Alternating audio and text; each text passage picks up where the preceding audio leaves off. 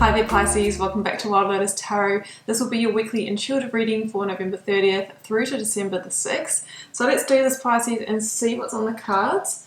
Getting started with the Work Your Light Oracle as per usual, and then drawing you an overarching tarot energy from the Moonchild Tarot. I will be then getting out the tarot story with the Rider-Waite clarified with the Radiant Rider today. So let's see what wants to come through for you Pisces. For the collective, that was quick. Awakening, energetic upgrades, a new way of being, integration. This card has come out a lot this year, guys, and you know, you may have heard me sort of say this message before, but you know, we are going through that great awakening. We are on the edge of that age of Aquarius. You know, we're entering into a whole new cycle, you know, a whole new 800 beyond year cycle, and you know, we can see that, right, what's been happening in the global climate this year, or you know, the decades leading up till now, because when we go through an awakening, whether it's personal or global, or you know, with Mother Gaia, the first step really is to let go of the density, to purge, to release. You know, we've just come out of Scorpio season, and that's about clearing the slate. So of course, for something to be released, all those things that are not in alignment, all those darker energies, they come up to the surface, and it could look like tumultuous emotions, you know, traumas from childhood coming up, and all of that kind of thing. And you can be thinking, what is going on with me? I'm going crazy, you know, I'm going through a crisis. But you know, it has to come out, and then you know, we can actually start to integrate, and when we've integrated, we attract more aligned experiences. So you may be somewhere on the awakening journey at the moment, Pisces. I mean, I believe that we all are this year, and that it's actually stepped up a few notches as well. So let's see where this goes. And of course, when you are going through awakenings, you can kind of wake up one day and go, you know, who is this person? What is this life? None of this resonates or aligns for me. I don't even like, you know, living in the city. I'm a country person. And you can be called to make quite profound changes that may seem on the outside to others like a 180-degree directional change. Really what you are doing is realigning with your truth, with your inner compass. So Pisces, let's get out the overarching tarot energy. There it goes. It is Page of Pentacles. Yes. New changes, new opportunities, new commitments, you know, maybe a new home. It's Pentacles energy, so it's our resources, it's our practical, it's our physical. And with a page, this is a change and opportunity coming in its infancy, right? So it's the first step. It's a seed of an idea, a seed you can plant, the conversation that you have with someone that leads you to, you know, that new job, that way to make money, that insight about where you might want to live. So it's a really beautiful energy there. I'm going to see what the rest of the cards are for you. So let's get into it with the energy of the recent past, Pisces. Oh, what I'm just noticing about this, sorry, is that, look at it, it's just within reach. It's just within your grasp. So what this says to me is that whatever this opportunity is, it's coming into your conscious awareness, and it's just one grasp away from you being able to get it. I think that's the name of this reading. It's just within your reach, Pisces. Energies, leaving, completing, transitioning in your life, Pisces. What you are journeying. If this is your reading, it's turned over. Five of Swords. Here goes that tumultuous energy, the purging, the releasing, and it kind of feels like the knives are out and we're in conflict. Current or focus energy, please, for Pisces. I take this one, I think. The Seven of Wands. I will look at those ones, though. Page of Cups and Knight of Pentacles. Yeah, this is about getting out of that upstream push that you feel like you're going through in your life. Planting new seeds, new opportunities coming in. So let's go for the outcome energy. Outcome or result. That's the thing with intuitive tarot, guys. I take the cards that I feel, even if more may fall out of the deck. There's no rules about you have to take every card that falls out. I take what I'm called to. So I have had comments about that. There's no rules. If we're in rules, we're not in intuition, guys. Current, no, not current, we're going for the outcome, resultant energy here, Pisces. If we're in rules, we're in intellect. Another Five of Wands. Yeah, I can really feel there is a lot to be let go of here, but then the transformation comes. Beautiful. I love to see the Magician there. That is the awakening. It is the awakening, actually. Clarifying the Five of Swords for you, Pisces.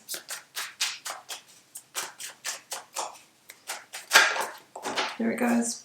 Three of Pentacles. Clarifying Seven of Wands for you.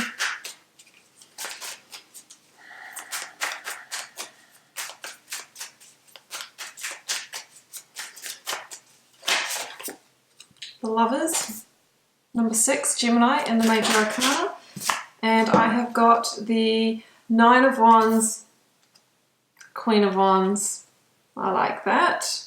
And I have got, yeah, Seven of Swords at the bottom of the deck. There's a lot of conflict energy here, a lot of things coming up for you to be released, to be purged maybe of this awakening. And it's interesting that when we go through a stage of an awakening, we can kind of realize, you know, where we have been sabotaging ourselves, maybe letting energies into our lives that didn't have the most pure intention, maybe because we were getting something out of it as well. You know, for example, you know, going into a relationship with somebody because we were lonely and we really want the connection, but that person might be, you know, manipulating us or not treating us in the best way.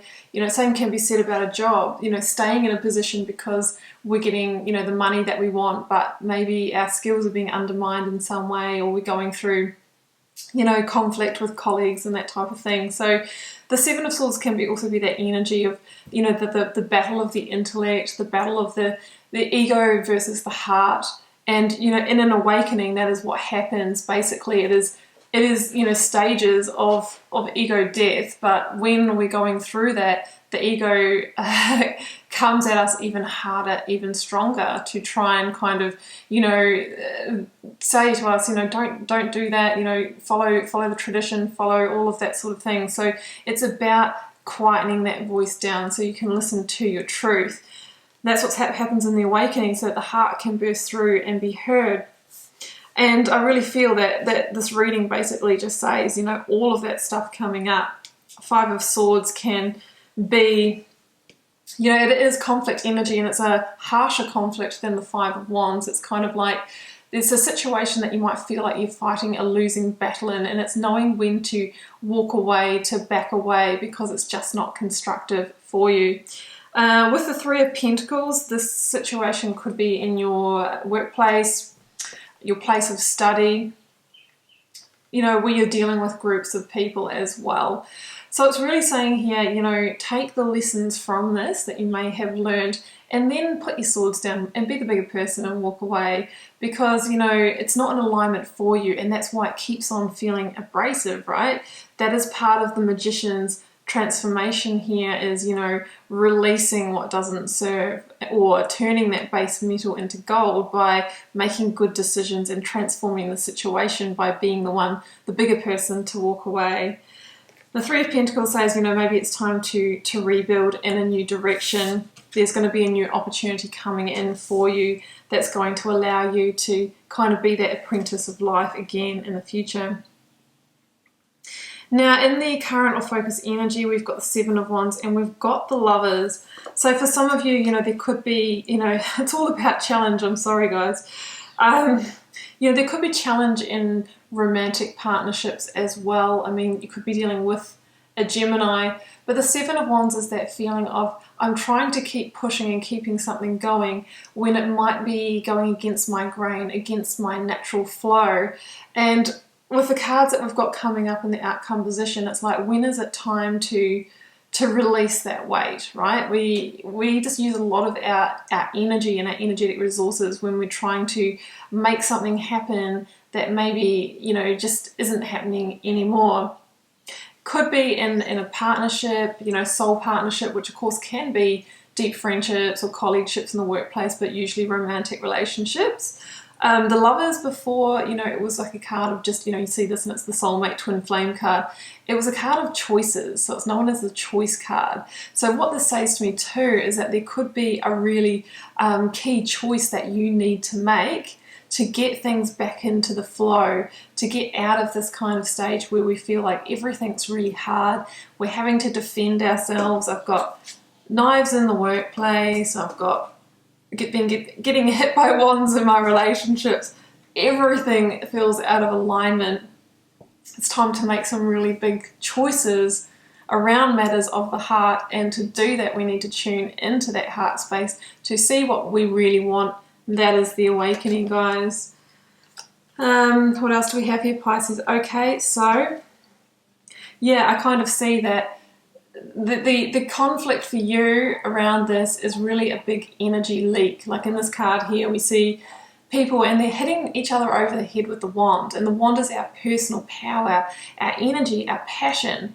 And what this is saying to me is it's time to realign your energy and passions into a constructive direction, right? Getting things back on track. I mean, we're going to go to the Magician in a second, and the Magician has a wand as well, but is using it for the most intentional power. Would never be doing this kind of thing, because the Magician knows that, you know, where we put our energy is what manifests and what we attract and what we get more of. So it is time to end that. And what I saw as soon as I pulled these two cards, Nine of Wands and Queen of Wands, is that the 9 plus the 1 wand that the Queen carries is 10 of Wands, completion, right?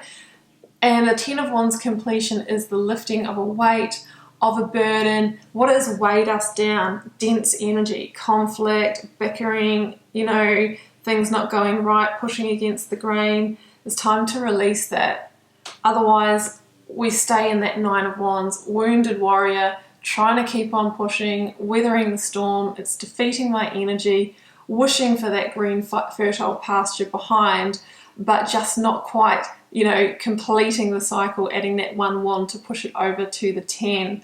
So that's what I see in the 9 of Wands card. For me, I always say this is my fight, flight or freeze card, where it's like we kind of stay in that kind of almost like central nervous system response until we actually make a change and end whatever that energy is that's weighing on us.